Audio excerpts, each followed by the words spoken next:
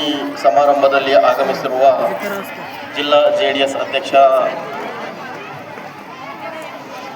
ಅವರ ಅನುಪಸ್ಥಿತಿಯಲ್ಲಿ ಅವರ ಶ್ರೀಮತಿ ಅವರು ಬಂದಿದ್ದಾರೆ. ಅವರಿಗೂ ಹಾಗೂ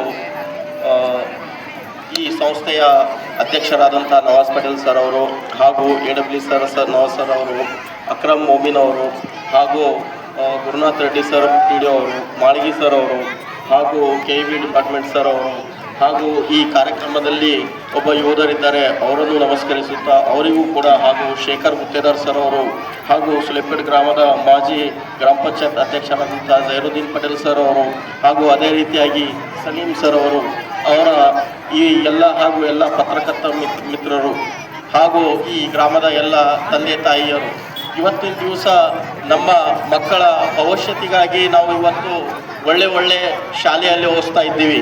ಇವತ್ತು ನಾವು ನೋಡ್ತಾ ಇದ್ದೀವಿ, ಇವತ್ತು ಭಾರತ ದೇಶದಲ್ಲಿ ಸಮಗ್ರ ಶಿಕ್ಷಣ ಪದ್ಧತಿಯನ್ನು ನಾವು ಇವತ್ತು ಅಳವಡಿಸ್ಕೊಳ್ತಾ ಇದ್ದೀವಿ. ಇವತ್ತಿನ ದಿವಸ ಭಾರತ ಜಗತ್ತಿನಲ್ಲಿಯೇ ಉತ್ತಮವಾದಂಥ ಒಂದು ದೇಶದ ಪರಿಕಲ್ಪನೆಯನ್ನು ಹೊಂದಿರತಕ್ಕಂಥ ನಮ್ಮ ದೇಶದಲ್ಲಿ ಶಿಕ್ಷಣ ಪದ್ಧತಿಯಲ್ಲಿ ಭಾಳಷ್ಟು ಬದಲಾವಣೆಗಳನ್ನು ನಾವು ಕಾಣ್ತಾ ಇದ್ದೀವಿ. ಇವತ್ತು ನಾವು ನೋಡ್ತಾ ಇದ್ದೀವಿ, ಪುರಾತನ ಇತಿಹಾಸದ ಹಿಂದೆ ನಮ್ಮ ಸ್ವಾತಂತ್ರ್ಯ ಪೂರ್ವದ ಇತಿಹಾಸ ಮತ್ತು ಸ್ವಾತಂತ್ರ್ಯ ನಂತರದ ಇತಿಹಾಸದಲ್ಲಿ ನಾವು ಶಿಕ್ಷಣದ ಪದ್ಧತಿಯಲ್ಲಿ ಬಹಳಷ್ಟು ಬದಲಾವಣೆಯನ್ನು ತಂದಿದ್ದೀವಿ. ಇವತ್ತು ಅನೇಕ ಸಂಘಟನೆಗಳು ಹೇಳ್ತವೆ, ಇವತ್ತು ಮಹಿಳೆಯರು women sweet in the home ಅಂತಿದ್ರು. ಇವತ್ತಿನ ದಿವಸ ಸ್ವತಂತ್ರ ಭಾರತ ದೇಶದಲ್ಲಿ ನಾವು ಮಹಿಳೆಯರ ಪಾತ್ರವನ್ನು ಗಮನಿಸಿದರೆ ನಾವಿವತ್ತು ಈ ಶಾಲೆಯಲ್ಲಿ ಉತ್ತಮ ಸ್ಥಿತಿಯಲ್ಲಿ ನಾವು ಮಹಿಳೆಯರ ಅಡ್ಮಿನಿಸ್ಟ್ರೇಷನ್ ನೋಡ್ತಾ ಇದ್ದೀವಿ. ಇವತ್ತು ಕಲಾಂ ಕಾನ್ವೆಂಟ್ ಸ್ಕೂಲ್ ಇವತ್ತು ಮಹಿಳೆಯರ ಮುಖಾಂತರನೇ ಈ ಶಾಲೆಯನ್ನು ನಡೆಸ್ತಾ ಇದ್ದಾರೆ.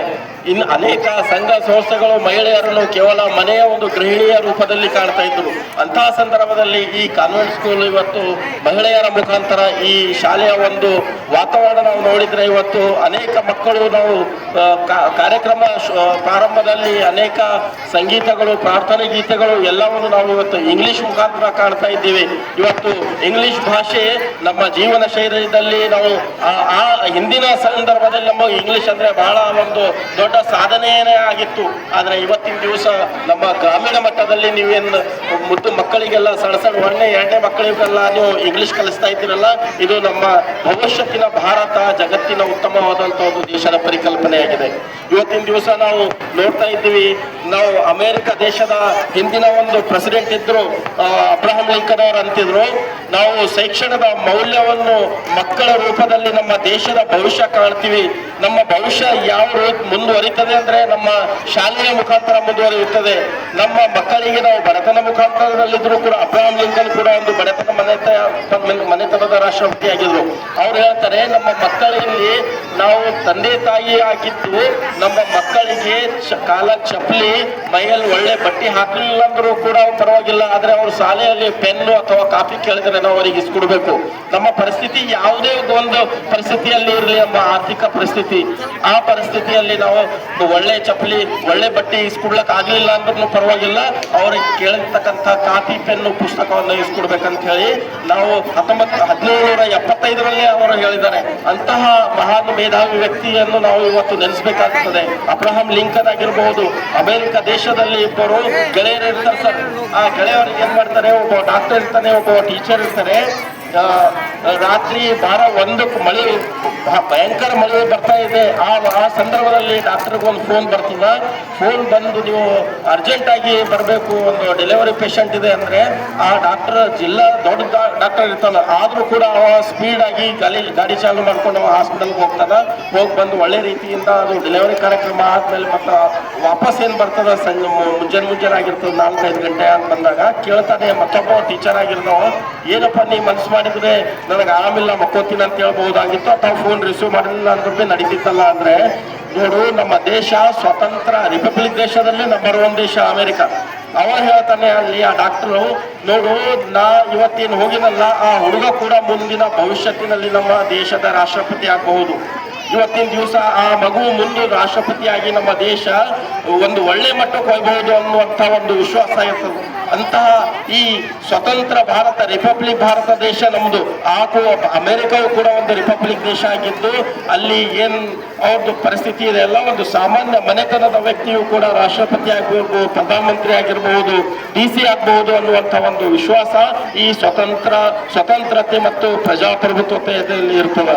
ಅದಕ್ಕೋಸ್ಕರ ನೀವು ನಿಮ್ಮ ಮಕ್ಕಳಿಗೆ ನಿಮ್ಮ ಭವಿಷ್ಯ ನಾವು ನಮ್ಮ ಮಕ್ಕಳಲ್ಲಿ ಕಾಣಬೇಕಂದ್ರೆ ಒಂದು ಒಳ್ಳೆಯ ಒಂದು ಮಾರ್ಗದರ್ಶನ ಇರಬೇಕು. ನಮ್ಮ ತಂದೆ ತಾಯಿಯಲ್ಲಿ ನಮ್ಮ ಮಕ್ಕಳಿಗೆ ನಾವು DC ಮಾಡ್ತೀವಿ ಅನ್ನುವಂಥ ಒಂದು ಪರಿಕಲ್ಪನೆ ನಾವು ಹೊಂದಬೇಕು. ನಾವು ಒಂದು ಒಳ್ಳೆ PSI ಮಾಡ್ತೀನಿ ಅಂತ ಮಾಡ್ಕೋಬೇಕು, ಒಂದು ಡಾಕ್ಟರ್ ಮಾಡ್ತೀನಿ ಅಂತ ಮಾಡ್ಕೋಬೇಕು, ಜಡ್ಜ್ ಮಾಡ್ತೀನಿ ಅಂತ ಮಾಡ್ಕೋಬೇಕು. ನೀವು ನಿಮ್ಮ ಮನಸ್ಸಿನಲ್ಲಿ ನಿರ್ಧಾರ ಮಾಡಿ ನಿಮ್ಮ ಮಕ್ಕಳ ಭವಿಷ್ಯ 100ಕ್ಕೆ 100 ನೀವು ರೂಪಿಸಬಹುದು ಅನ್ನುವಂಥ ವಿಶ್ವಾಸ ನನಗಿದೆ. ಈ ದೇಶದ ಸ್ವತಂತ್ರ ದೇಶ ರಿಪಬ್ಲಿಕ್ ದೇಶಗಳಿವೆಲ್ಲ, ಇಲ್ಲಿ ಯಾರು ಕೂಡ ಏನು ಆಗಬಹುದು. ಇವತ್ತು ನಮ್ಮ ಭಾರತ ದೇಶದ ಪ್ರಧಾನಮಂತ್ರಿ ಆಗಿರ್ತಕ್ಕಂಥ ನರೇಂದ್ರ ಮೋದಿ ಅವರು ಕೂಡ ಬಹಳ ಬಡ ಮನೆತನದವರು, ಅಂಥವರು ಇವತ್ತು ನಮ್ಮ ದೇಶದ ಪ್ರಧಾನಮಂತ್ರಿ ಆದರು. ನೀವು ನಿಮ್ಮ ಮಕ್ಕಳಲ್ಲಿ ನಿಮ್ಮ ಒಳ್ಳೆಯ ಭವಿಷ್ಯ ನೋಡ್ಬೇಕಂದ್ರೆ ಅವರಿಗೆ ಒಂದು ಒಳ್ಳೆಯ ಶಿಕ್ಷಣಕ್ಕಾಗಿ ನಾವು ನಮ್ಮ ಪ್ರಯತ್ನಗಳಿಡಬೇಕು. ಅನೇಕ ಕಾರ್ಯಕ್ರಮಗಳು ಮನೆಯಾಗಿರ್ತಾವ, ಸಾವಿರಾರು ರೂಪಾಯಿ ಲಕ್ಷಾಂತರ ರೂಪಾಯಿ ನಾವು ಖರ್ಚು ಮಾಡ್ತೀವಿ. ಆದರೆ ಮಕ್ಕಳ ಭವಿಷ್ಯತ್ತಿಗಾಗಿ ನಾವು ಒಳ್ಳೆಯ ಶಾಲೆ ಇದೆ, ಇಂತಹ ಶಾಲೆಗಳು ಬೆಳಿಬೇಕು. ಈ ಶಾಲೆ ಕಲಾಂ ಕನ್ವೆಂಟ್ ಶಾಲೆ ಹೀಗೆ ಬೆಳೆದು ಒಂದು ದೊಡ್ಡ ಹೆಮ್ಮರವಾಗಲಿ ಅಂತ ಹೇಳಿ ನಾವು ಎಲ್ಲರೂ ಆಶಿಸ್ತೀವಿ. ನೀವು ನಿಮ್ಮ ಕರ್ತವ್ಯ, ನಾವು ಜವಾಬ್ದಾರಿಯುತವಾದಂಥ ದೇಶದಲ್ಲಿ ನಮ್ಮ ಜವಾಬ್ದಾರಿಗಳು ನಾವು ಪೂರ್ಣ ಮಾಡ್ಕೊತಾ ಹೋಗ್ಬೇಕು. ಟೀಚರ್ಸ್ ಇದ್ದವರು ಟೀಚರ್ಸ್ ಕೆಲಸ ಮಾಡ್ರಿ, ನಿಮ್ಮ ಜವಾಬ್ದಾರಿ. PSI ಇದ್ದವ್ರು PSI ಕೆಲಸ, AW ಇದ್ದವರು AW ಕೆಲಸ, ನೀವು KB ಡಿಪಾರ್ಟ್ಮೆಂಟ್ SO ಇದ್ದವರು SO ಕೆಲಸ ನಾವು ಒಳ್ಳೆ ರೀತಿಯಿಂದ ನಾವು ನಿರ್ವಹಿಸಿದ್ರೆ ನಮ್ಮ ದೇಶ ಬರ್ತಾ ಶಕ್ತಿಶಾಲಿ ಆದಂಥ ದೇಶ ಆಗ್ತದೆ ಅಂತ ಹೇಳುತ್ತಾ ನಾವು ತಂದೆ ತಾಯಿ ಪಾಲಕರಲ್ಲಿ ಇಷ್ಟೇ ವಿನಂತಿ ಮಾಡ್ತೀನಿ. ನಾವು ನಮ್ಮ ಭವಿಷ್ಯ ನಮ್ಮ ಮಕ್ಕಳಲ್ಲಿ ಕಾಣ್ತೀವಿ. ನಾವು ನಮ್ಮ ಅನೇಕ ಆಸೆಗಳನ್ನು ಬದಿಗಿಟ್ಟು ನಮ್ಮ ಮಕ್ಕಳ ಆಸೆಗಳನ್ನು ನಾವು ಪೂರೈಸ್ತಾ ಹೋಗಬೇಕು, ಶೈಕ್ಷಣಿಕವಾಗಿ ಪೂರೈಸಬೇಕು. ಅವ್ರು ಮೊಬೈಲ್ ಕೊಡ್ರಿ ಅಂದ್ರೆ ಇಸ್ಕೊಡ್ಬೇಡ್ರಿ, ಅವ್ರು ಬೇಕಾದಂಥ ಒಳ್ಳೆ ಬಟ್ಟೆ ಕೇಳಿದ್ರೆ ನೀವು ಇಸ್ಕೊಳ್ಲಿಕ್ಕೆ ಆಗ್ಲಿಲ್ಲ ಅಂದ್ರೆ ಕೊಡ್ಬೇಡ್ರಿ. ಆದರೆ ಪೆನ್ನು ಕಾಪಿ ಪುಸ್ತಕವನ್ನು ಇಸ್ಕೊಡ್ತಕ್ಕಂಥ ಪ್ರಯತ್ನ ಮಾಡ್ಬೇಕಂತ ಹೇಳ್ತಾ ಈ ಕಾರ್ಯಕ್ರಮದಲ್ಲಿ ನನಗೆ ಮಾತಾಡಲಿಕ್ಕೆ ಅವಕಾಶ ಮಾಡಿಕೊಟ್ಟಿರ್ತಕ್ಕಂಥ ಕಲಾಂ ಕನ್ವೆಂಟ್ ಅಧ್ಯಕ್ಷರಿಗೆ ಹಾಗೂ ಎಲ್ಲ ಶಿಕ್ಷಕ ಬಾಂಧವರಿಗೆ ಧನ್ಯವಾದಗಳನ್ನು ಹೇಳುತ್ತೇನೆ. ಜೈ ಹಿಂದ್, ಜೈ ಕರ್ನಾಟಕ.